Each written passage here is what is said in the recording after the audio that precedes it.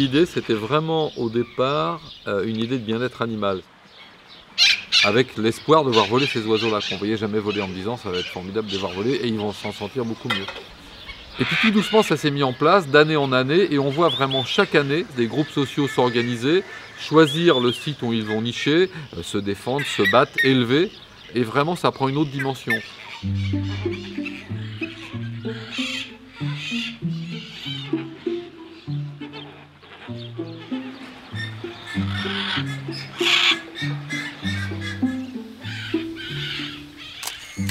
Ce qu'on n'attendait pas vraiment, c'est cet aspect émotionnel. On ne s'attendait pas à ce que ça soit aussi fort quand un vol d'ara passe au-dessus de la tête d'un visiteur ou quand des condors volent. Et c'est vrai qu'on oublie très vite le filet, la maille, pour ne voir que l'écosystème.